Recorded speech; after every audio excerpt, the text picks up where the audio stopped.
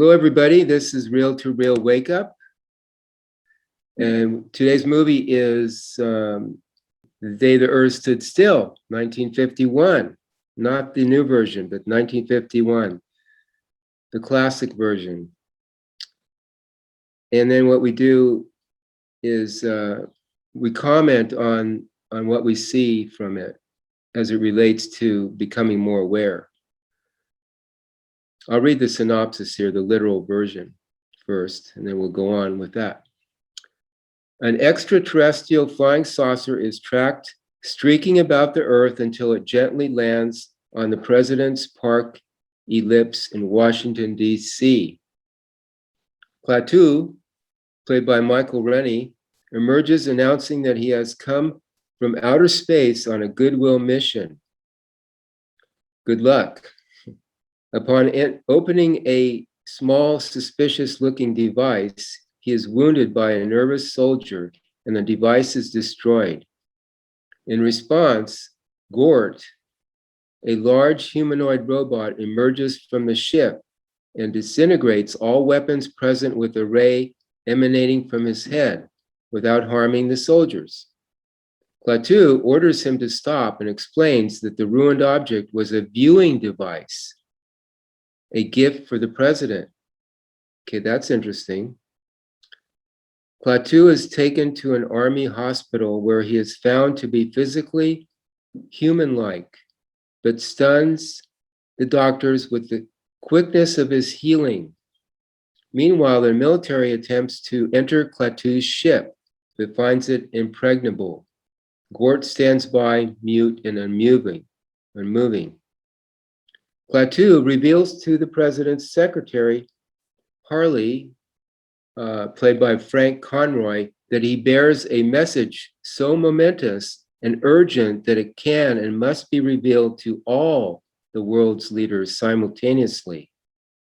However, Harley tells him that it would be impossible to get the squabbling world leaders to agree to meet.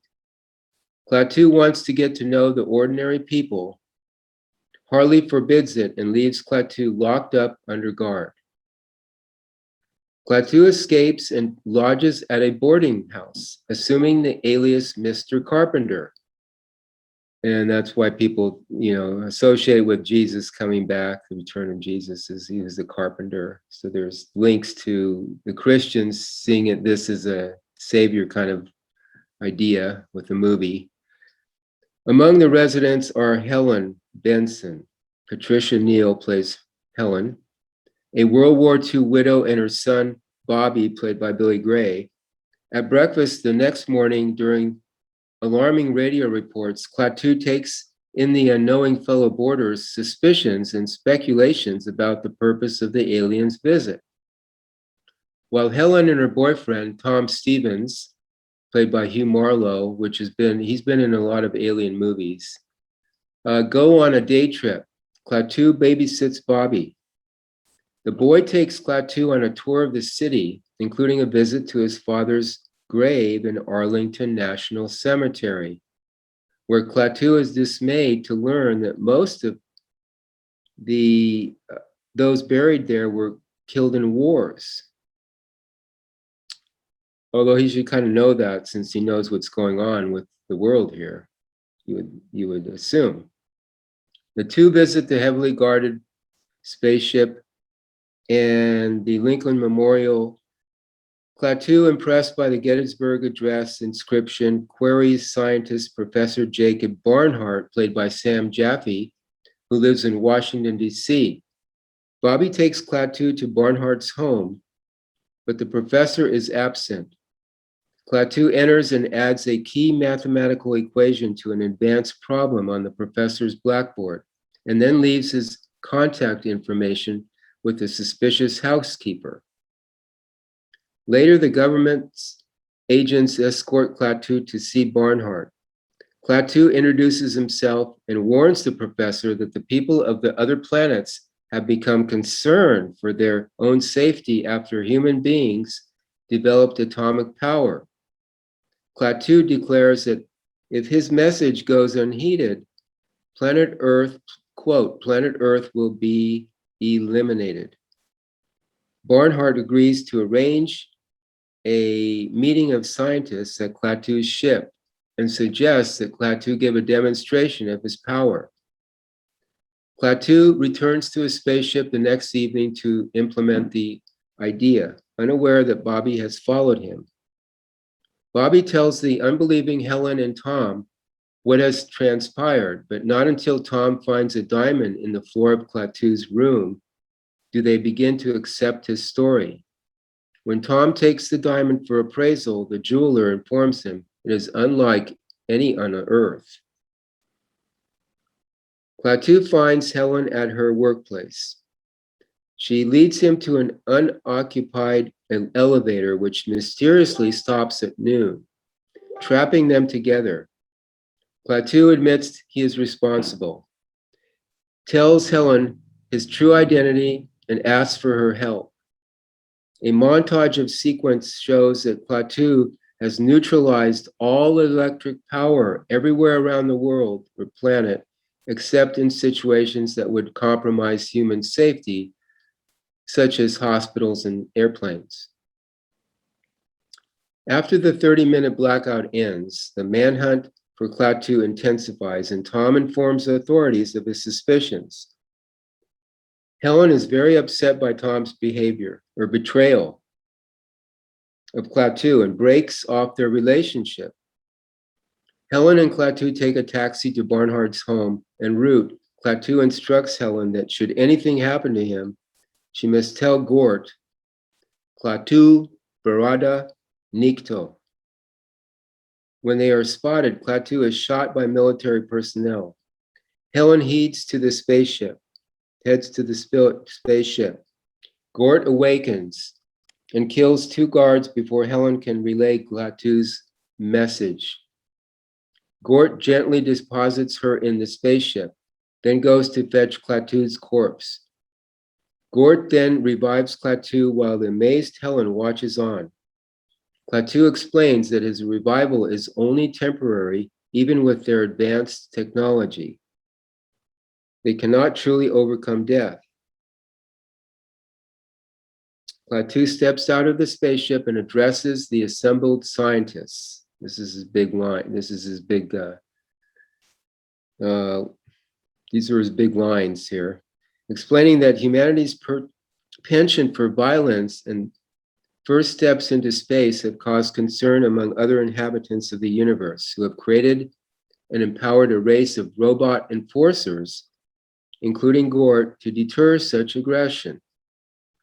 He warns that if the people of the Earth threaten to extend their violence into space, the robots will destroy Earth, adding, "The decision rests with you."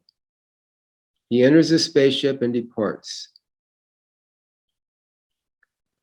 And I apologize, I have to leave, but I'll just end with a bit of humor here. There's a scene where the 2 doctors wonder out loud why the spacemen, why Klaatu lived longer than the Earth people, and how he was revitalized. He could revitalize himself as they light up cigarettes, both of them.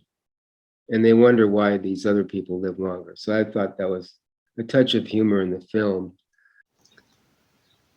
In the movie, the alien spacecraft, the UFO, makes itself very apparent and to the whole world, where most UFO activity throughout the ages, although witnessed by varying numbers of people, tends not to be on such a scale that the confirmation of life beyond our planet remains unsubstantiated in the considerations of most. More people are open to the possibility than ever before, but nothing by way of absolute confirmation. So we have then a situation, an event, which would remove any doubt as to alien life. This also would somewhat shake up the self-convinced considerations of life that most limit themselves to, as through the control and restricting of consciousness is the limiting of the sense of what is possible. People have been programmed to agree with a very limited, simulated illusion, one of rigid routine and control, and to be confronted with something such as the confirmation of alien life, would these rigid considerations be perhaps loosened, and individuals then open themselves up to more possibilities. Naturally, then, the controllers wouldn't want this to take place, as their control systems are dependent upon agreements of self-limitation, and they rather would like that their slaves continue to chase the limited array of ideas the controllers have created and presented them with, to maintain the slaves as cause and effect support for their positions. If individuals start to explore beyond their routines of controller-created and agreed-to limited illusion, they will become aware of more, and as individuals become more aware, so will the controllers have a situation of their control systems being compromised, and ultimately, with awareness taken to its conclusion, will be their slaves extricating their designed matrix through the recognizing of the ears, as everything the controllers create is for control purposes. So if there is an alien intervention or arrival on a mass scale, it would either be by their design and for further control purposes, or be out of their hands. But with the latter option, they would still seek to take advantage of the situation in whatever way they can, unless the arrival of aliens en masse rather represented then the deconstruction or fragmenting of the control systems, that such can take place without resistance, or that it is utilized or taken advantage of for controlling purposes, and all part of a necessary wake-up that allows humanity to see and be aware of more than it has limited itself through that which it has agreed to. So did everyone see the movie? I remember it from years ago. It does seem like it's threatening instead of guidance, but it has guidance, I guess, too, I can see. It is interesting who produces these movies and what their intent is to show. Well, unfortunately, I didn't see the movie in the last 40 years. Kind of hard to remember how it went, but it was probably before its time. And I think they're just giving us a hint of what may be coming. Yeah, the controllers pretty much like to always tell us what they're doing, and there does seem to be elements of that which controls Hollywood, who are also putting out information for our benefit as much as for subliminal and controlling purposes, because a lot of the stuff is based on predictive programming, where the attention that they have us place on whatever they present us with, we place our attention on it, we can become the effects to it, and particularly with all the subconscious subliminals that will be interspersed throughout all the movies that we see. So generally, if we're in a very, very controlled situation, then everything in it will be represent control, including all the movies that we see. But as things are definitely being shaken up a bit throughout creation on the real side and on the physical, it's very likely now that a lot of movies we are seeing may not necessarily be purely subliminal and for controlling purposes, but as long as you look at them always with objectivity and as though they were a documentary, and rather than getting immersed in them and through the reactions of the personal self, then it shouldn't really be a problem, because then you're conscious of the effects and such. But Well, that's as long as you watch the movies. But like for me, I haven't watched these. I don't think I've ever been to a movie in the last 20 years. So that would sort of lose the effect. So they're going to have to come up with some other ideas. And that must be why we're having all these problems today with the chemtrails and everything else. Come on, Jeremy, what do you think?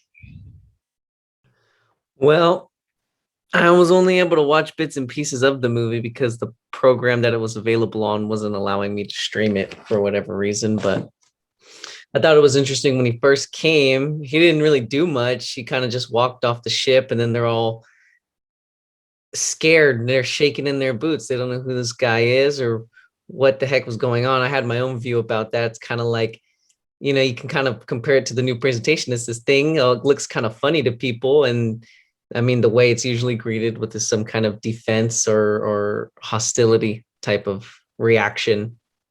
I'm trying to remember this thing. Didn't this guy, wasn't there a giant robot that protected him? Yeah. yeah, a robot by the name of Gort, I think it was. The guy, the one that couldn't be destroyed? Yeah, these aliens seem to represent as almost like an intergalactic police federation that were basically any planet or species that were producing or playing around with any sort of technology that could represent a threat to other planets or systems. They would come in and basically not only warn them of the hazards of using such technology, but also they would threaten that if they didn't cease and desist the using of it, they would then reserve the right to destroy the planet. And that was basically the end of the movie. The individual, the alien, gave his final ultimatum to the peoples of the Earth: either stop using your atomic weaponry or we will destroy your planet. And then off he sailed into the cosmos in his little spaceship. Galactic Federation. You guys It is. hear about them?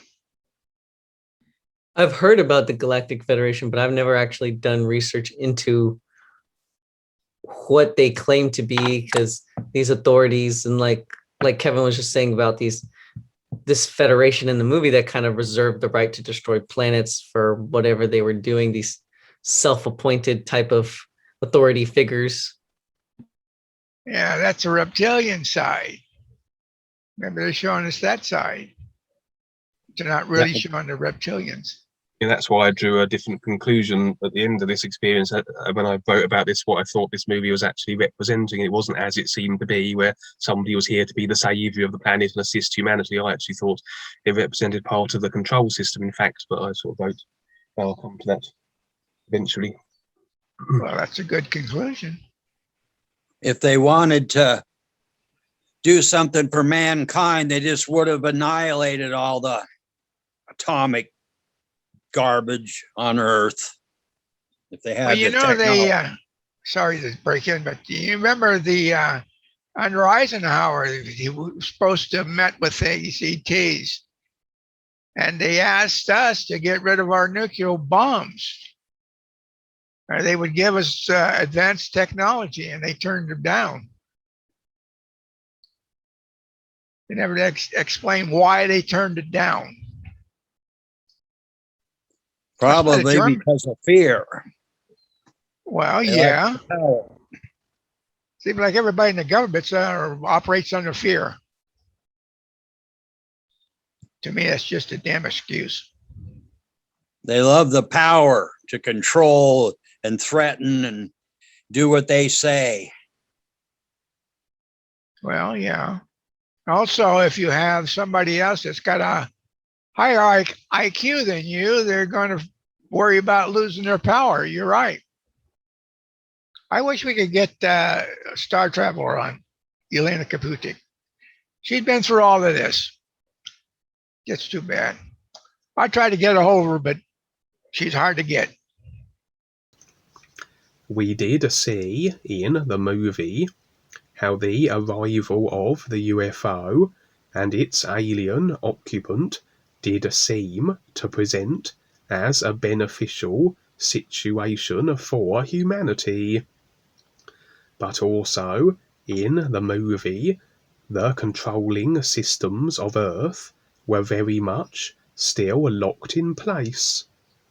The alien visitor attempted to present humanity with a device that would allow for the study of other planets, but the device was destroyed by the military, indicating again as representing how the controllers do not wish anything to infringe on human experience that might benefit the human cattle in any way, to benefit their awareness, that may start the ball rolling, that has humanity beginning to see and thus be more than the limitation they have agreed to up until that point.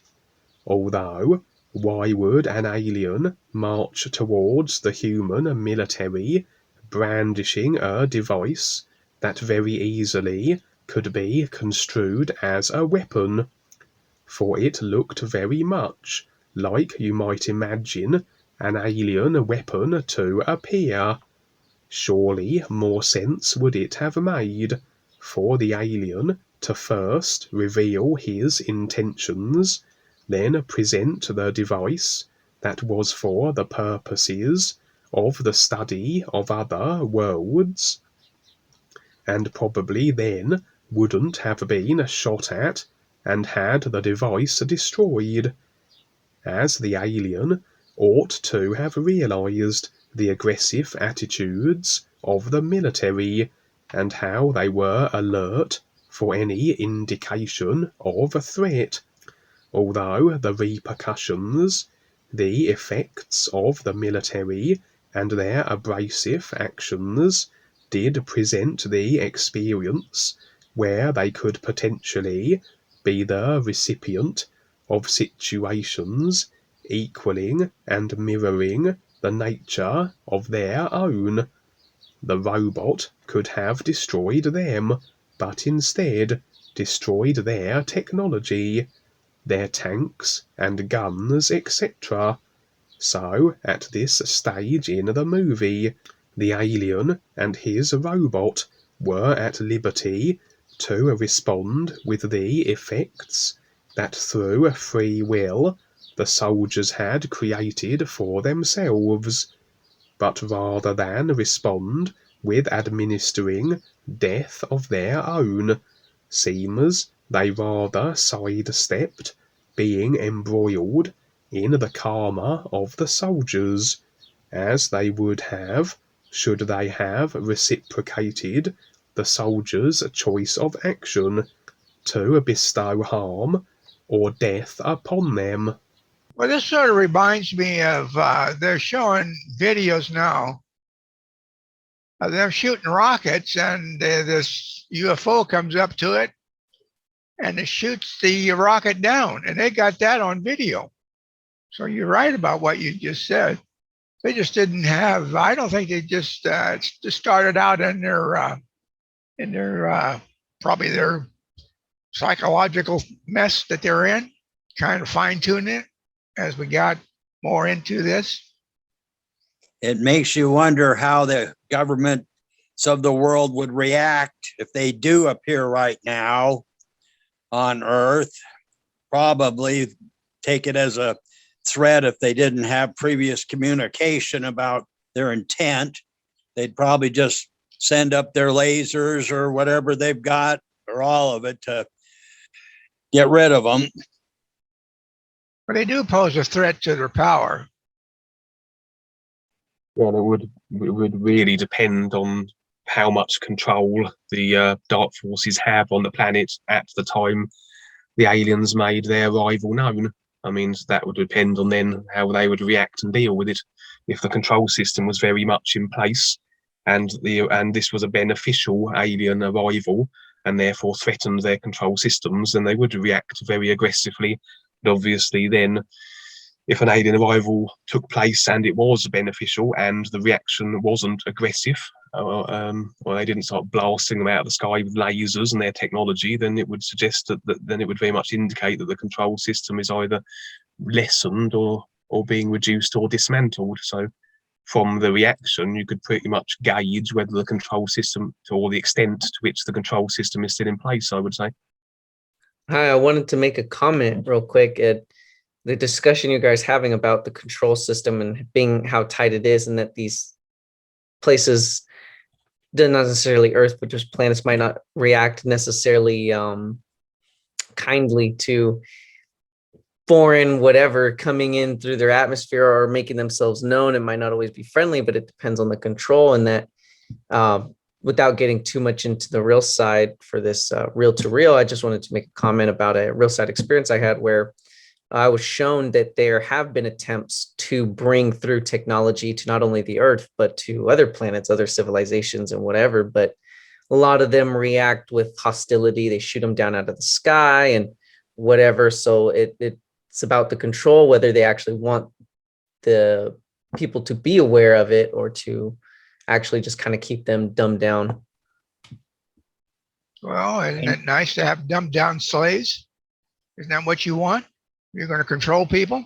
You want them stupid and dumbed down. That's my theory. Yeah, you want to limit their sense of the possible, of what's possible. You know, you want to keep their considerations as rigid and limited as possible. And so you don't want them to be, you don't want them to be aware of alien life, because once individuals become aware of that, then they're going to start to look and want to become aware of more. Then you've got a situation that starts to spiral out of control as everyone then decides to want to see and be more, and then you're starting to lose control of all your human cattle. I mean, the control system is dependent on keeping everyone very resigned and restricted to the ideas they're creating, and so they certainly don't want people to consider anything outside of the simulation that they have created. That's correct. You got it. That's what it's about. I understand that these guys, if they try to set a nuclear bomb off, that they're not going to be allowed to let one go off at all. And they've been, from what I understand, they've been threatened that if you try to shoot a bomb, you're not going to have any war powers over somebody else. So if you go to war, you have to go manually. If the aliens appear, or if they world controllers put up the holograms of aliens appearing to control the masses even more by what the aliens demand or say, how would the people know the difference? Because they sure know what they're doing, and it seems like it's all working perfect for them on Earth. So far. But this is going to come to an end. And that's what we're in right now. You guys do know up into 2037, there's going to be a fourth Earth created. There'll be a fourth density Earth. That's one of the predictions. That's in 2037, between 2037 and 2038. And I was warned that if you try to go out in those 3 days, you're going to get radiation burns. Who was warning you? Oh, it's not me. It's just a that was coming from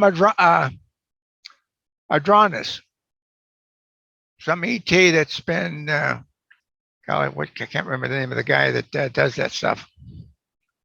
They're not psychics; they're mediums, and that's some of the stuff he's been coming through. I've been watching his stuff. That's that Brad Johnson. I watch him for when dealing with stuff comes to about Earth, only Earth. How would you know if it's the truth or not? Well, I don't know. I'm not going to be here. That's 18 years ahead of me. That's beyond my time. So what does that mean then? A 4D Earth? Well, you're supposed to be a higher, Yeah, density. but be better. dimension, but it's still in creation, isn't it? I don't know. I don't know if that's the idea of the planet. The idea I've got it. I don't know.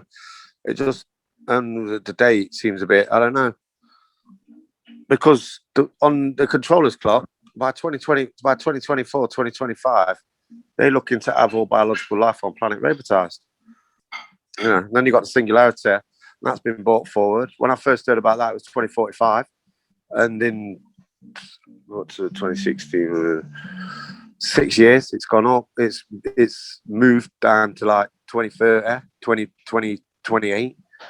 You know, dive mind, everyone connected, all that. So if that's their program, but like you're saying, there's going to be we're all popping up to the fourth dimension. But like Dwayne always says, there are only dimensions. It's like, you know, it's in creation, and we know about the other planet. But I don't know. I thought that it just goes where it goes. It just goes where it needs to go, not specifically at a place, not specific any dimension. It just goes where it needs to go to do what it does with whoever's on it.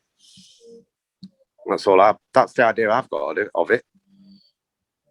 And then they got all these other things supposed to be up there, Grand Portal and all that. That's supposed to be 2050. But you know, wing makers and all that. But we're on the same timeline as what the Palladians had anyway. So if people don't wake up soon, they're all going to be in the machine kingdom. There's not many who's going to see it through, I don't think. I mean, I'm looking at the vaccine. It's saying 75% of UK has been vaccinated.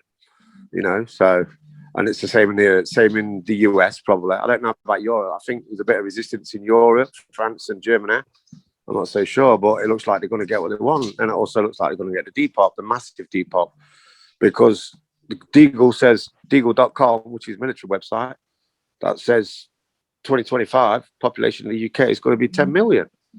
And population of the USA is going to be 100 million. So it looks like they're going to get what they want because everyone's on board. They've got the agreement. So, and the fourth dimension planet coming in 2038. There's a lot of talk about this planet coming in this year. You know, that other planet that's floating about there, the sun. And that sun's if that sun gets ignited. Are you referring to Nibiru? Yeah. Oh, okay. You know, that's supposed to be stepping in this year. But they've been saying that for years. I mean, I've had a real side view where I've seen a planet, a big planet. Don't know what it was. It was daytime. It was like, well, one daytime. It was weird as hell. It was a fantastic real side experience. But like, it was what it showed me. I've still not really got my head around it. You know, but like, I mean, Dwayne said he's seen it, but that a few years back. But there's another sun out there, you know. I was watching a video today. Sunrise is in Mexico, 7 a.m. You know, there's other things out there. There's all kinds of stuff happening. So, you know, I just see what happens. That's why I just see what happens. Stay away. Stay pay attention. Yeah, I think pay attention. But that's nothing to do with the film. Sorry, Kevin.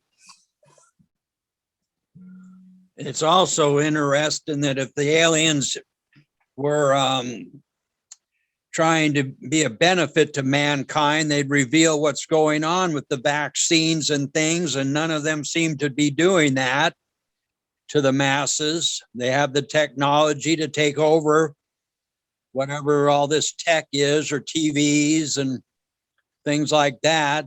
It seems like we're so insignificant to them that we're just like ants, or who cares about us out there in this physical realm? Well, you know, they're under orders that they can't interfere with us. Who do you think creates these orders? Well, if you have, it's coming from the Galactic Federation that they can't interfere. No word. It's like us interfering with somebody else's dealings. You get the karma from it. Yeah, but them Galactic Federation, they're not the guides, are they? They're just some spooks. They're saying one thing. I mean, they were saying like, oh yeah, we'll go to another dimension 7 or dimension 5. That's all I've heard from them for years. Oh, we're going to go to another dimension. But, you know, who are they? Who are they? I don't know. I've met the guides. I don't know about any Galactic Federation. Is it like that Santander dude? Or Well, they got no more. They got no more power than we do. Well, exactly. Who are they? Who are they? You know. I mean, they if they're going to do something, what are they going to do? Would they step down there and what? Show Well, people they can't. what? They can't interfere with us. But they do. Everyone's interfering with us. It's human farming. So you got one set of ETs on planet that are human farmers, and the other ones can't help us. So it's up to us to help ourselves. If that's the way it is, why can't they help us? Can't interfere. Well, they're supposed to. I heard they weren't supposed to interfere with the progress of civilization, but they started out. They started from day one interfering with us. Well, I sure That's wish all they've that done. That's all they've done throughout time. They've interfered and put down regulations and restrictions, and no one. I mean, look where we are now. I mean, we're here now today, and there's only a few people on planet who know what it is. You know, out of billions that are out there.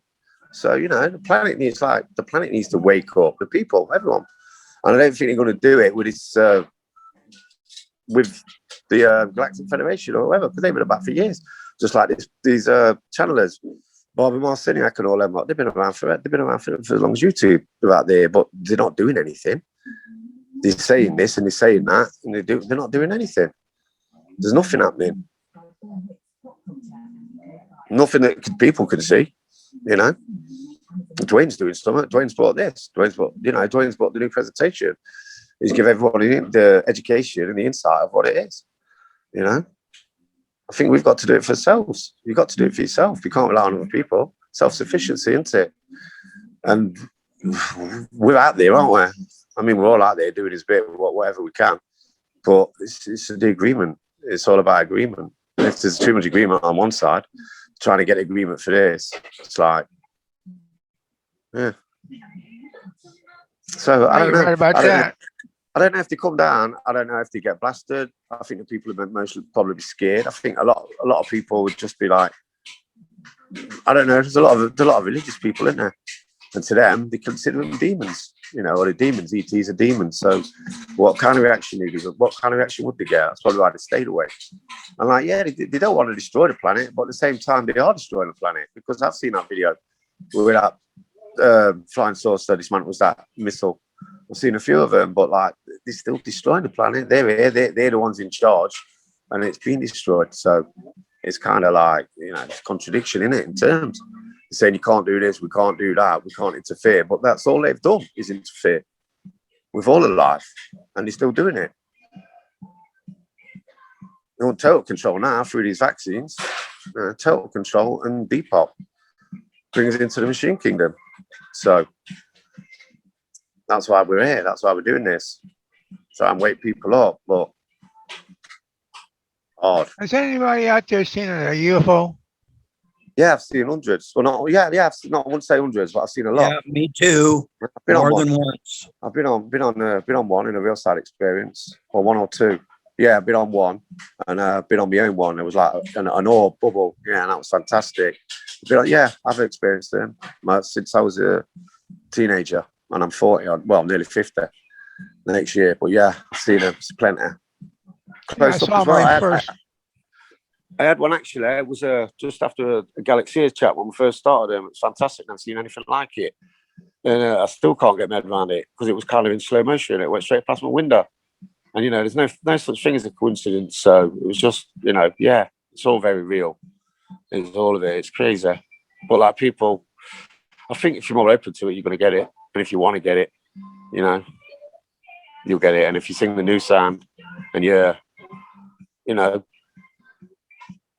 pay attention, you'll see a lot because life does show you. Well, I saw my first one when I was standing watch on a Quishui back in 1958. Looked across the bow and there was an orb floating right down inside the ship, shaped like a football. glowing blue. The first one I've seen. Kevin, did you have any more points about the day there stood still? Although taken into custody effectively, the alien would escape and be operating in society. However, another arm of the control system was brought to bear, the utilizing of the media, the propaganda system of the controllers, to maintain the agreements of the masses, and to instill whatever further agreement they wish inserted into the consciousness through conscious agreement, but more so subliminally and subconsciously through what they present through the media. They have already moulded the consciousness through the eons of lifetimes of agreements to their control, and the television certainly is key in perpetuating it and adding still further layers of agreement. Whatever is taking place on the planet, the majority will be informed regarding it in a manner that suits the controlling systems, and we see in the movie how the alien is referred to as a dangerous fugitive, an animal, a menace from another world.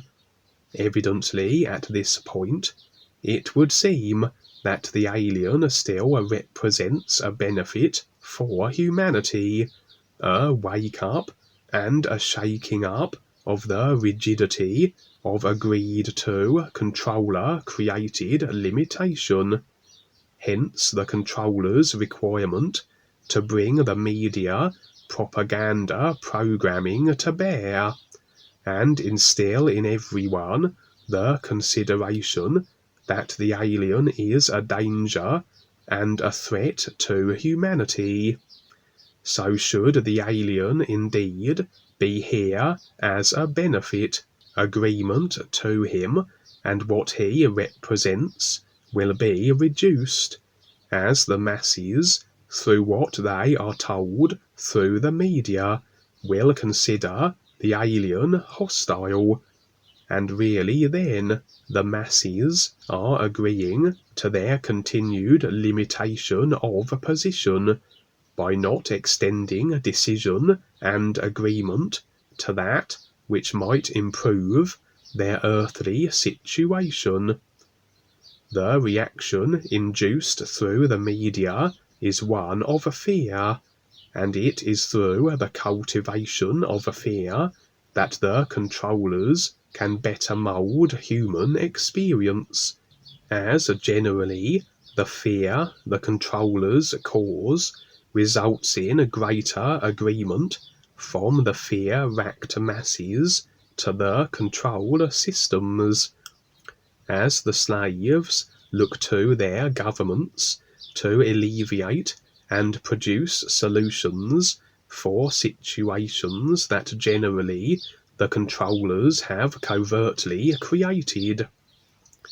Fear is the controller's currency, and fear is through everything and the consciousness, and so familiar is this created sensation reaction through the astral body that it is the automatic response to anything that is beyond the comfort zones of the personal self.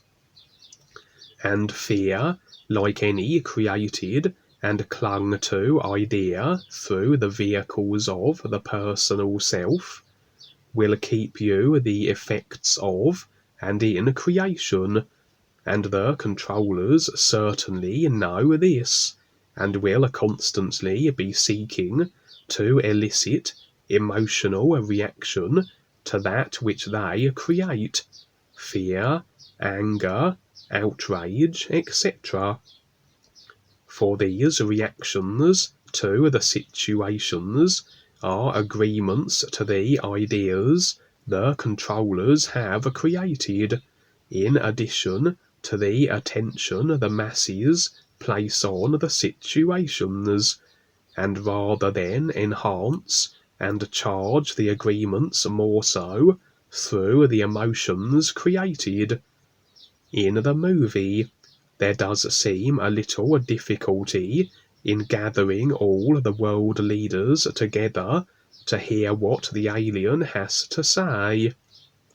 The suggestion that all the tensions and strife between countries have made any common consensus of decision impossible, although in reality the controllers operate through all systems and countries of the world, and although the surface marketed arena would present as though countries and their leaders are in opposition to each other and wars are inevitable, etc., it is really just the unseen hands of the dark forces moving the various pieces around the chessboard, and that all wars are engineered and manufactured, and the apparent conflict of interest on the surface is just for show, for public consumption, theatre for the masses. If the controllers really wanted to embrace what the alien had to offer, if it served their controlling agendas, a gathering of all these supposedly opposing world leaders wouldn't be a problem. I wanted to comment, Kevin, that the emotional responses are a big one. That is the way that a lot of say influence comes in, and control especially too. And one of the things also, not speaking in terms of things that are marketed to the masses, but more so for our own things that we go through as individuals. Guilt is another big one. An emotional response that could be utilized for control just as readily as anything else that they market to the public. Sounds like more fear. Propaganda.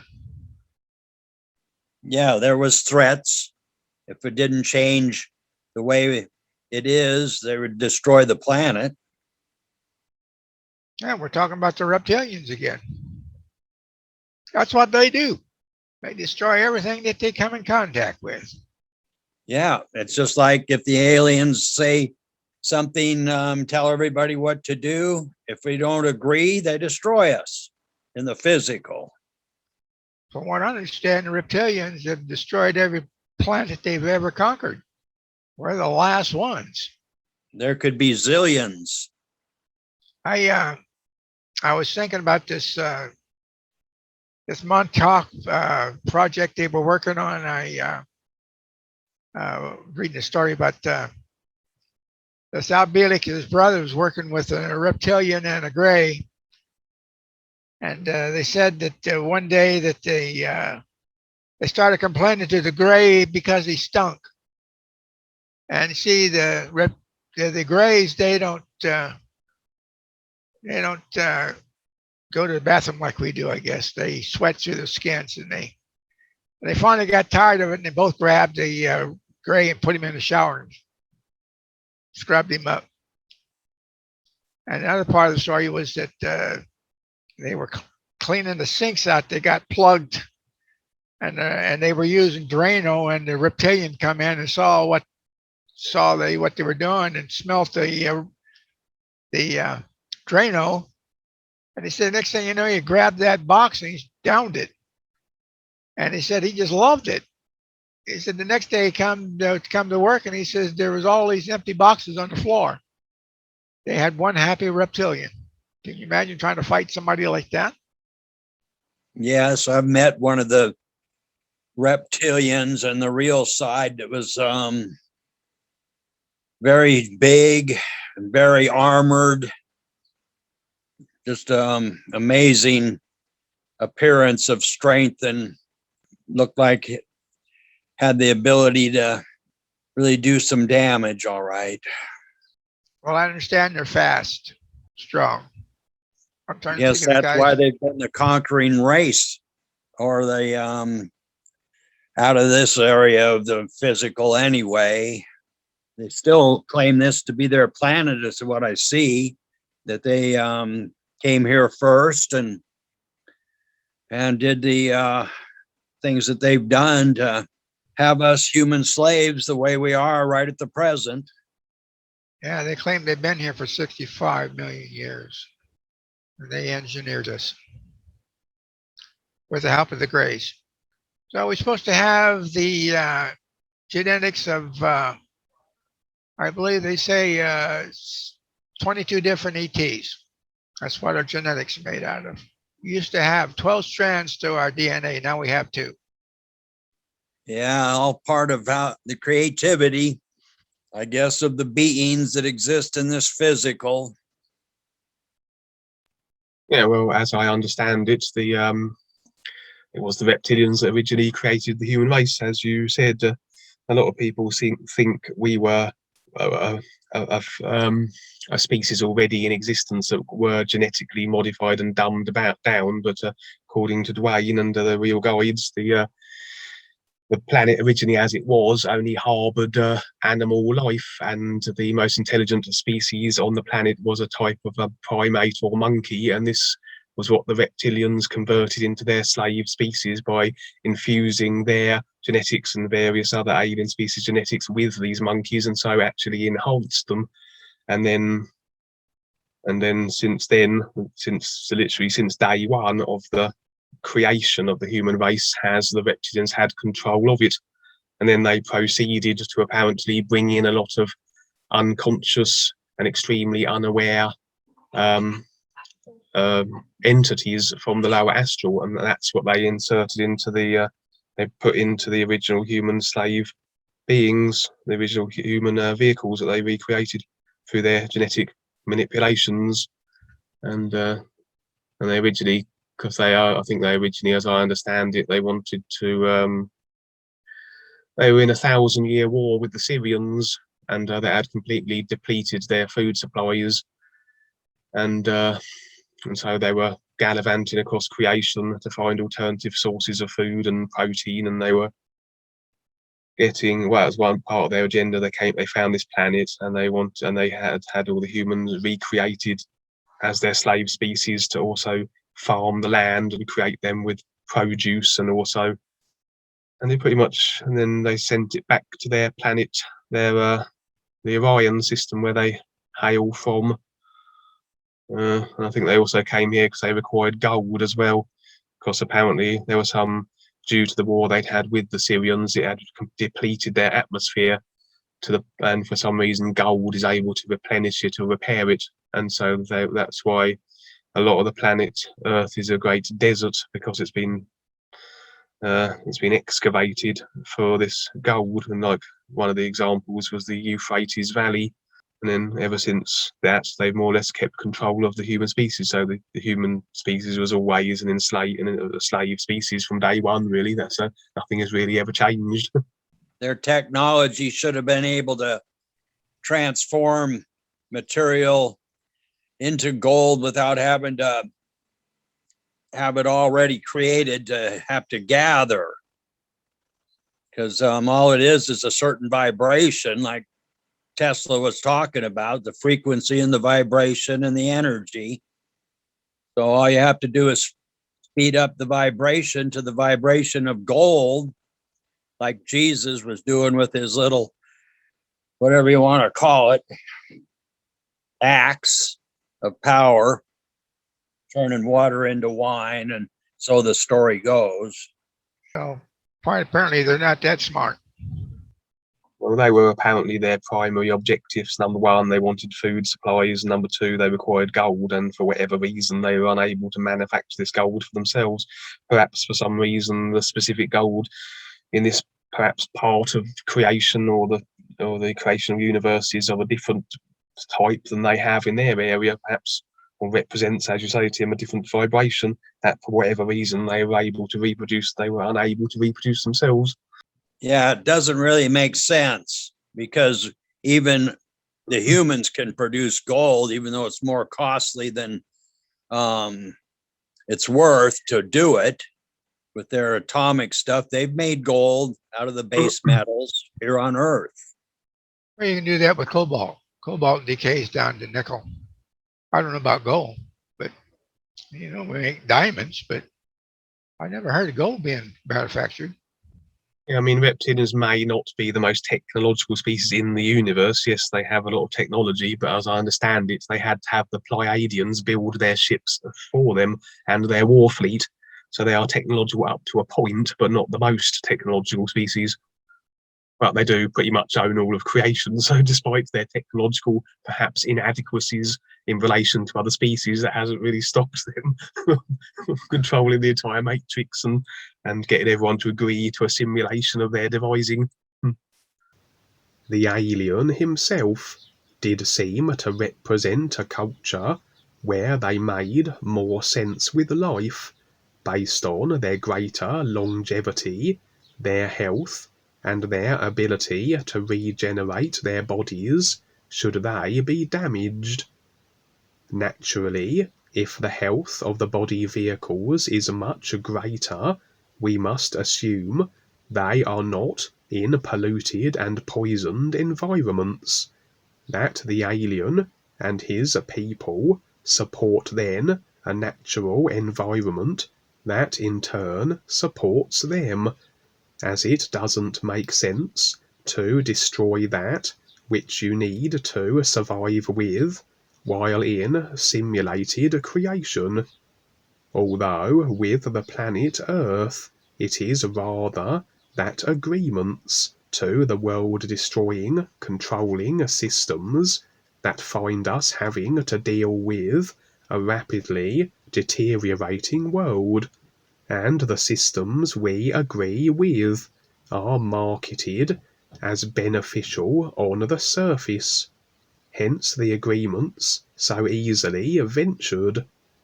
Presumably then, this alien would hail from a planet where they make more sense with life, like the indigenous peoples of the earth did, and although with the addition of technology, the aliens must be utilizing such that it is beneficial and not detrimental to their environment. For of course, clean energy and technology is possible. It's just that humanity has agreed with distortion, that which doesn't support the environment. These aliens would certainly then possess a different overall consciousness than humanity, seemingly, but humanity's consciousness has more been moulded into the distortion that it has through agreements to the controllers. The alien in the movie would broadly proclaim how humanity is a destructive species, one of limiting reason and abrasive attitudes. This may be so, but largely due to a manipulation and moulding of the consciousness that has the overall effect, the overall experience the controllers desire. But despite how unconscious humanity may be of the control and manipulation of their consciousness, they nevertheless contribute through these agreements to planetary destruction and their own limited life positions and circumstances through the cause and effect of the agreements they maintain. Although all species throughout creation have a consciousness that comprises of a restriction, as this is a reptilian-controlled matrix, so even though, perhaps, this alien's planet may not be exhibiting the effects of agreed-to destruction, overall his and that of his species' consciousness will be contributing toward the overall demise of the simulator, as restricted overall consciousness equates to the restricting simulator it affects, as the consciousness is the simulator. In the movie, we also were presented with the most open characters in the movie, the boy who befriended the alien and the scientist that the alien helped complete the equations of.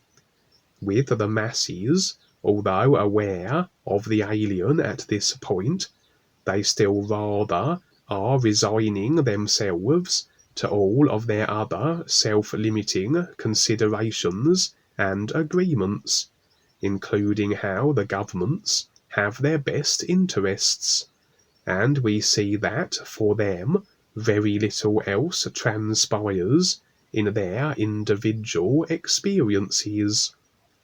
For the boy and the scientist, however, they are open to more than what they have come to know, and as such have a greater adventure as they take these steps into the unknown, and indeed, as the mother comes to accept and learn of the alien, and as she goes with the experience rather than resisting it, she, too, has a far greater experience than she would otherwise have had. And all experience facilitates awareness, especially experience new to us, as to become more aware, we need to do and experience that which we never have before, to move beyond the routines of the personal self and what we currently know and have experienced. It's quite telling, though, how, despite the boy taking the risk of being more open to experience something new, as most children tend to be this way before indoctrination into a literal, one-dimensional consideration through the schooling systems, and absorption into the social, programmed, limited consciousness. Despite the boy's adventures, he is rather disbelieved by his parents, as he rather threatens the comfort zones of his parents through what he reveals to them, although the mother does come around eventually, and we do see again how the controllers will take advantage of any situation. In the movie, they locked the country down into a state of emergency due to the aliens' presence, achieving a greater level of control in response to the situation, never letting a good opportunity go to waste, and with agreement from the masses, as they look to their governments to deal with the situation and to alleviate their fear in response to the apparent alien threat, a threat that has been exacerbated in the minds of everyone through the dark forces controlled media. Maybe we'll make a movie about purification of the earth. It looks like it's not to be until the end of the whatever it's called, Yuga or something, because of the lessons we need, because it'll probably be fire purification. That's the purpose of this simulator, isn't it? Of this physical experience, to go through all these experiences to get to a point where we know what's not real. Paul Twitchell said there's a antidote for every poison. And so if someone came to us on this planet and purified this planet for us, our water, our air, our food, and got rid of all these technological things that are dangerous, would we be thankful? No, we end up making money off of it. we'd force everybody to get filters so they can filter the water. There's no way out of this mess on this earth. We got to go through the lessons of life. You're right. That's what it's about. Learning. Putting this world behind you.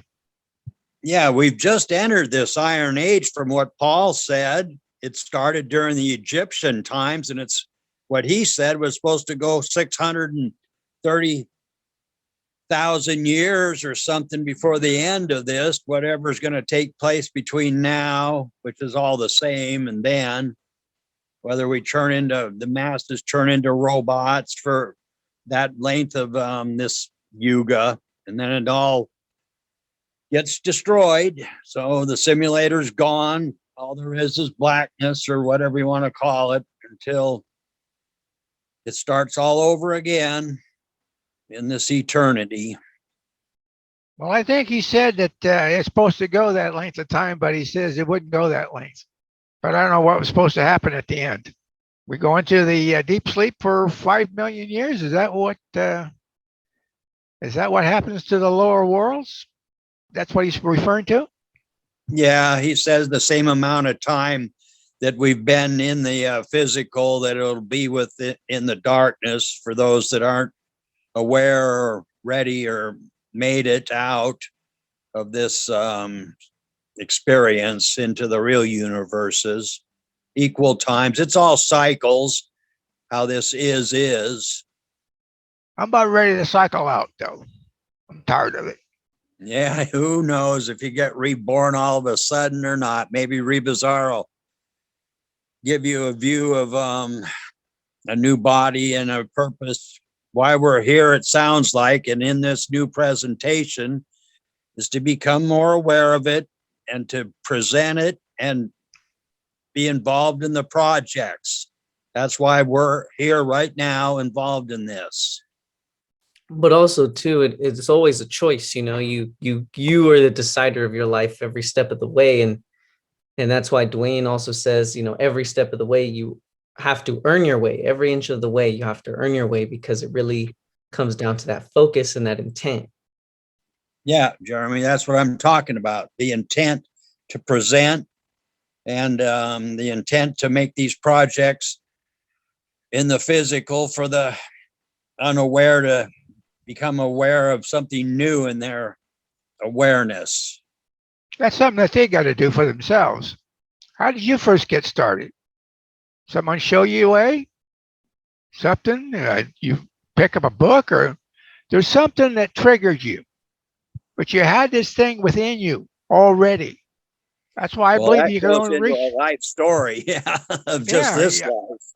I believe that you can only reach one person out of a million, because they're not ready. Yeah, that's what the real guides know, who is ready and who we present it to, that gets to have the opportunity to hear if they're interested at this time, if it's something that makes sense to them about life. Look at all the guys who's still in Ickengar. Yeah, Paul had a big influence on my life too. He, after Paul left, and we've heard through the books and stuff of what took place, if that's the actual facts about Joni and how everybody is thinking that they're in La La Land because they're in Eckankar. They think, oh, I've got it made. The master will take care of me, and all I got to do is sing the HU. And so why would they be interested in changing if they think that's true to them, that they've got it made? Yeah, many of us were involved and thought that was really something very important, and we were glad it was in our life. And all of a sudden, the guides present us with this new presentation. And is it something that makes sense to us? Does it seem like Joni is a reptilian? How would we know? It would be our intuition more than, or our heart, whatever you want to call it, more than our mind. The movie would present as though an alien representing a far better way of survival in creation is here to warn humanity of their dangerous use of technology, in particular atomic power, and that these aliens and their robots represent a policing of all worlds, such as Earth, that might threaten other planets through the use of dangerous technology. Their policy is very clear on this matter. Persistence in the use of technology deemed hazardous will result in planetary destruction. What we have on Earth is a controlled human farming planet. Everything, all the systems of it, are according to the controller's design, and through the agreements they have sequestered are they able to effect overall experience on Earth as they desire, with the setting of the movie very much presenting as a very controlled and locked down world, with very agreeable and acquiescent masses. Then nothing can take place in human experience unless the controllers allow it, as they have the agreements consciously and subconsciously that allows them to manage the cause to effect human experience. For an alien presence to make itself known, as it is for anything to feature in overall mass experience, agreement must be such that it be so. So the controllers must have facilitated this agreement, allowed this agreement to be so through their control of humanity, that would cause and effect permit the alien to arrive in the first place. For if he had arrived outside of their control of agreements through consciousness, it would represent the controller's loss of control and agreement, and a degrading of their control systems, which wasn't the case in this movie, with the control system very much in place. Can it be, then, that a view could be that this alien was actually working with and part of the control system?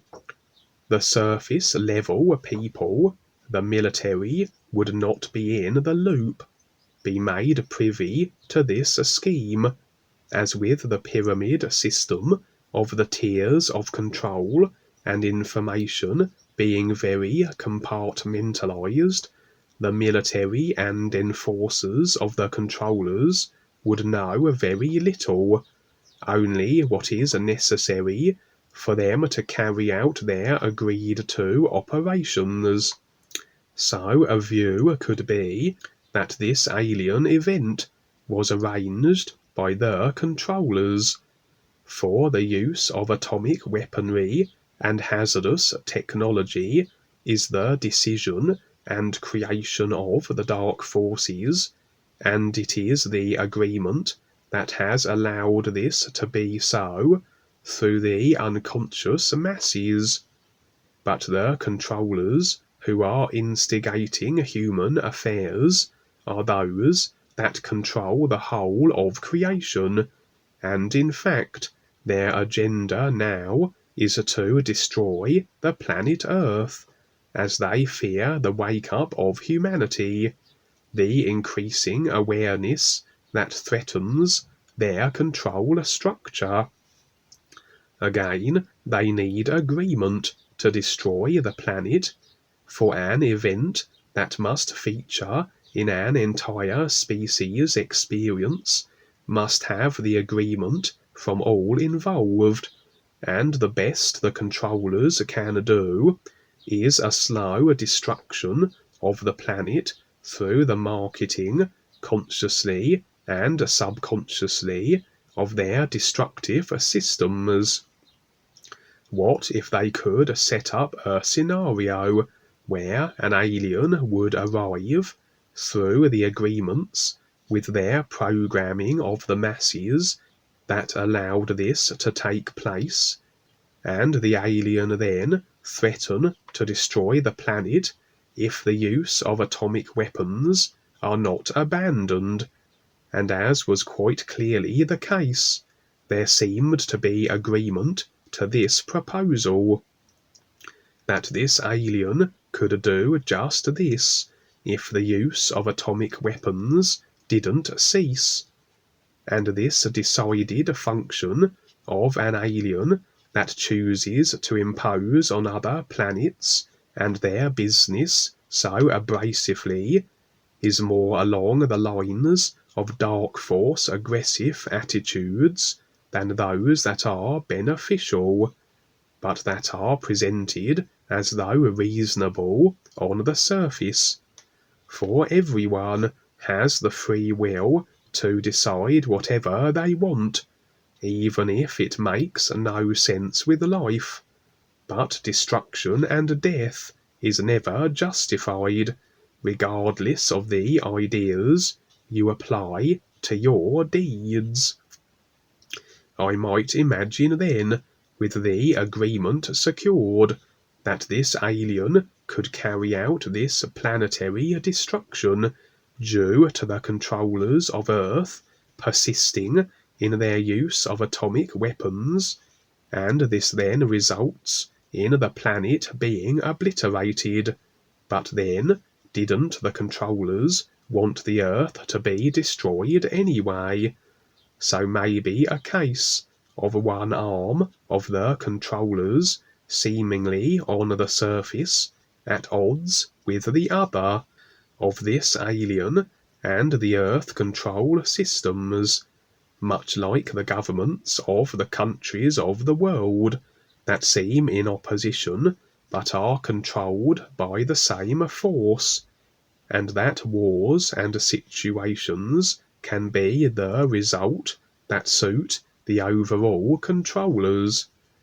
For why would any alien from a supposedly peaceful species have possession of or even build planet-destroying robots? This seems the sort of idea creations that would stem from attitude-driven, warmongering reptilians. Look at the indigenous people of Earth. Did they ever have the need for armies, military technology, and the like? And the Syrians, as an example, an advanced species, but you won't see any military technology with them. So my view would be that this alien was working in cahoots with the controllers, and who knows, maybe he and his species were unaware of how they were marketed into carrying out such actions, with a possible, inevitable conclusion of world destruction, which is what the controllers wanted anyway. And perhaps that's why the alien presented his beneficial planet-studying device in such a manner, and that it was of such a design that would cause the out-of-the-loop military to understandably react as they did. For the alien, as part of the controlling system, maybe had no intention of giving anything to humanity that would be of benefit and lessen their controlled situation. I'm not suggesting every alien is working with the dark forces, and every alien visitor, or indeed a mass alien arrival, will be automatically a deception, as there are, in reality, many aliens stepping up and assisting with Earth's situation. But to me, this film did suggest caution where such scenarios are concerned. For as much as beneficial, making sense with life, and real guide-backed alien mass arrival situations are a possibility. The dark forces are aware of this and are very apt to stage their own, and perhaps this movie suggests a scenario where the result is then the destruction of the planet that doesn't require such a drawn-out sequence of cause-to-effect steps to get there, but achieved in one instantaneous robotic blast. Seems like it's what's taking place on Earth right now. That if they don't get their way, they will destroy this planet. They can have a bomb as big as this planet from all the planets that they've inhabited and gathered things from. So it's nothing to destroy a little speck of dirt in this physical for them. I understand in India they found plutonium where a bomb had gone off about 12 million years ago. I don't know which bunch it was involved in that, but I think the Reptilians were involved in that too. Yeah, they are reptilians, Anunnaki. That's what I understand. Yeah, I think when they talk about being Earth, Tiamat, when it was Marduk smashed this massive spaceship into it, it was supposed to be huge, and broke off into the what is the Kuiper Belt now, and the asteroid field. Well, the Kuiper Belt's beyond that, but yeah, I thought it was that. I thought Earth was Tiamat. Oh, I read it somewhere at least. Yeah, and the moon was brought here as well, wasn't it? It's not natural to our solar system. Oh, a moon. Oh, yeah. They reckon it was an ancient spacecraft the reptilians trundled across the universe, parked in our orbit, and they use it for surveillance purposes. Yeah, and it's hollowed out. It's almost like a space station. Yeah, exactly. It's part of the trap. It's part of the frequency trap, isn't it? Saturn moon matrix and all that. Broadcast. They're supposed to be funny. They're supposed to be funny frequencies that beam from the rings of Saturn, and then it gets amplified and then broadcasted onto the planet via the moon, as I understand it. Yeah, because they've had all sorts of strange anomalies with the moon. They've found that a few times some of their equipment hit the moon and it rang like a gong and wobbled, sort of thing. And they said that it's too big a size to be able to be held in the gravity of the planet Earth. I mean, apparently our planet should only be able to retain a satellite or a moon no bigger than about 30 miles in diameter, whereas our moon is about 2,000 miles in diameter. So it's not the Earth's gravity or its electromagnetic pull which is holding it there. It's been held by another force. So, well, the word I got was the moon was moved in there to counteract the wobble within Earth. And when we had the great floods, the Earth was about ready to shake apart. So the ETs brought that in to counterbalance. And it's fake. yeah, there are ancient stories that come from indigenous times where they said there was a time when we didn't have a moon. And then they said the arrival of the reptilians, or at one point when they returned or whatever to make their presence known, they arrived with this moon, and then once they parked it and everything settled down, they then apparently, if they were to move the moon again, it would cause cataclysms, and so they would always threaten the indigenous peoples that didn't do as we bid. We will move the moon, and your Earth will suffer great disasters and things of that nature. So I think we didn't. They didn't have the moon there before it was moved in, until it was moved in 12,000 years, but. I can't see any reason why they can't move it again. Once we get, if our wobble is stationary, where it's spinning correctly, we don't need the moon there anymore. I know, Kevin. I know it's a bit off topic, but the overall side from last week, not demonstration, but where they broke the moon, so. I mean, you can look at that how you want, but that suggested as though the removal of the moon would not cause these situations as we have been told by the controllers. But of course, whatever they tell us is for control purposes and not for our benefit. So they'll only tell us as much as we need to know. But I can imagine if there is an electromagnetic relationship between the moon and the Earth, that the removal of the moon will result in cataclysms. All you would have to do then is to replace the electromagnetism that the moon represents with another electromagnetic field of the same frequency, and then with that balance maintained, you could then move the moon or destroy it. It's strange though, how it has such an effect on the life on planet, the moon. I mean, if we're not being natural to us, and then it being brought here, and then like it's just like, I mean, it affects the tides, it affects the monthly cycle of women, it affects mood swings, lunatics, the lunar cycle. It has a massive effect. You know, people don't recognise it. Well, I suppose some do, but it does. And I don't know, but does it go missing for 3 nights or something of a month? You can't see it anywhere on Earth, something like that. I'm sure I read something like that. And I know the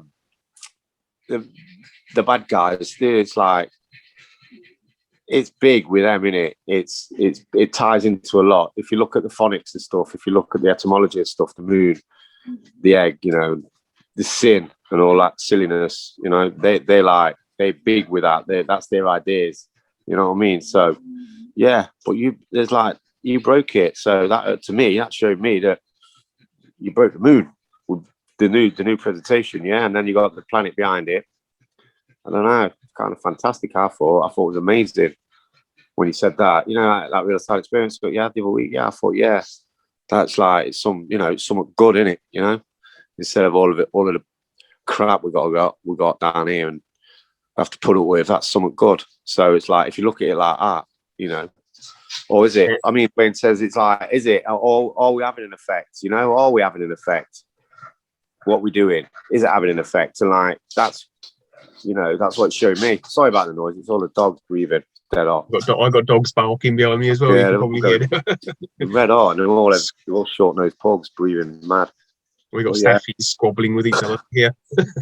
Yeah, it's that's what I took from that. Anyway, Kevin, your real side experience, but I'll you know, that was my view of it. Oh yeah, broke the matrix, and like it is having an effect. What we're doing. So yeah, that's some consolation there that I thought. But I mean, people could take it from that what they want, but that's one view at least. You know what I mean? Yeah, that's how I saw it as well. I thought as the moon represents part of the control system, the destruction of it was very much symbolising the bringing down of the control system. As you say, that's how I saw it as well. It just indicated that as things stand, as agreements currently are, control system is set to be dismantled. You know, that is according to agreement. Agreement can fluctuate, and so effects will change. As agreements currently stand, the control system is coming down. From what I've seen on the real side, all these millions of lifetimes and the countless experiences all of us have had. Here we are right now talking about this movie and what comes to our minds. Paul talked about a planet Clarion. Do you remember about it? It's where everything is perfect. So I guess the reptilians can't do anything about that, but they're not interfering, it looks like, with us. Usually if I want to see something, I kind of just like before I head off to sleep or whatever, I just ask Rebazar. I'm just like, Rebazar, what's going on? What's the real side of this? Because I just figure it from their position, they have that sort of overview or total view of everything. So then what I'd be able to perceive, they could just as readily provide. That's the same with me. I want to know what's real now. I ask Rebazar every night. So this is what he's providing to me, or I wouldn't be here. Yeah, with me, I never set an intent before I go to bed. I just go to bed, and then whatever I'm shown is what I'm shown. So, but it's very likely that I may have picked up certain ideas or notions, or maybe even subconscious wants through my personal self for certain things that I want to know that I'm not conscious of. And so, I suppose in a way, you could say that there may be, in fact, things that I do want to know that I'm not surface level, that I'm not surface conscious of, intending to want to be shown. For example, the other day when Val was asking me on one of the shows, is there any updates about what's going on in regards to possible alien arrival situations? And although I didn't consciously make the decision to set the intent to see that, it must have gone in somewhere, because pretty much that night I then had the experience that I shared on the Witness show regarding the alien, the imminent arrival experience. And so, because that experience would suggest that agreement is such that it will allow them to be here, and so they're basically on their way effectively, and it's hard to determine exactly when that will be. But I suggest it's pretty imminent, because judging by the situations on the planet with all the vaccines and the pandemic and the rest of it, I mean, now would be a very good time for them to do so, I think, before everyone turns into bloody zombies. I remember Dwayne talking about the possible relocation of the new friends. You mentioned it in the Galactic group that it was an agreement with a specific group of Pleiadians that had well intent. Yeah, there was an experience I shared a while back, which was along those lines, that the guides had made negotiations with the Pleiadians. If individuals were in agreement with that, that was a possible option. And I even gave a specific time as well. For me, they said that it would be that the time for when you could be beamed off the planet was, I think it was either 6 or 7 o'clock my time, which would, I don't know what that would translate to in American time, of 2 in the morning possibly. But they seemed very specific with the time. But then there seemed to be a lot of stuff with portals as well. That seems to be a feature as well, where they're either going to be manifesting on the physical, that again we can access and make use of for possible relocation purposes, or we will be able to make them ourselves, because there has been a lot of training with our real awareness, with all new friends' real awareness on the real side in the making of these portals. And obviously the personal self wouldn't know how to make them, but it's very likely if you might suddenly find yourself in a situation and then your real awareness more or less manifests the portal, and you don't know where it came from. Your personal self doesn't know where it came from, but it's your real awareness that decided to make it, and such. And then you might just pop through it and find yourself somewhere else. Who knows? Yeah, there are a lot of options being made for the people who are stepping up, becoming more aware. Because it wouldn't make sense for us to be lumped in with the rest of the unconscious humanity and end up being destroyed. I mean, what would be the sense in that? So, so we are creating these opportunities for ourselves based on the fact that we are continuing to step up and become more aware and share and promote these, and so everything equaling itself. So we get these sort of opportunities, which help us to stay in creation longer, so we can continue to be able to be in a position where we can recognize the is. Sandy had a portal in her house, and her portal let reptilians in to harm her. I used to have my magic wardrobe that I used to share on some of my experiences, where a lot of funny things would come through that seemed to represent a portal, and obviously the portal was such on the real side and the physical level overlap, presented as though it was a wardrobe. But I had all sorts of funny things coming out of that as well for the same reason.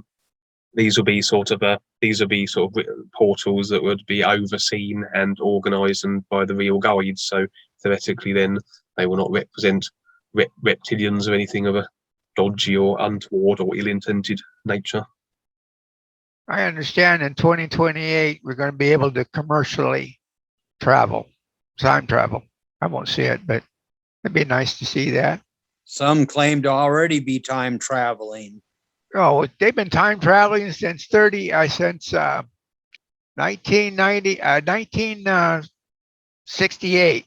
That's when Andrew and his father traveled from, I think it was from Pittsburgh to New Mexico. They did it in 2 seconds. Didn't they have that experiment with the Philadelphia? Yeah. Back in the 40s or something. They were trying to utilize stealth technology, but in the end, they actually inadvertently sent it through time instead or something. Yeah. Yeah, and when Al Bielek and his brother jumped over the side of the Eldridge, they fell, and they said, we thought we were going to hit water. He says we kept falling and falling. And then they passed out, and when they woke up in 2137, he says they were in the hospital, and they asked what's wrong with them. They said they had radiation burns. And he said, for what? And he said, from being in hyperspace. That's when he saw the maps, back when he was there for 2 months. Yeah, I remember, I think it was actually, they were using Tesla technology for that Philadelphia experiment. But at the time, Tesla realized what they were using his technology for, I think, and he withdrew from the program, and then they brought in some other scientists not quite so adept. That's why everything went wrong, and they had the disastrous consequences that they did. Yep, you're right. That's exactly what happened. Yeah. Wayne gets to look at the view. That's like time traveling. Jeremy?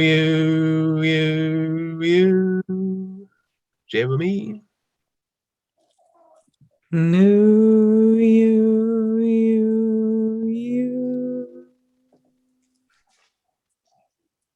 Ronald? No, you. Him? No, you.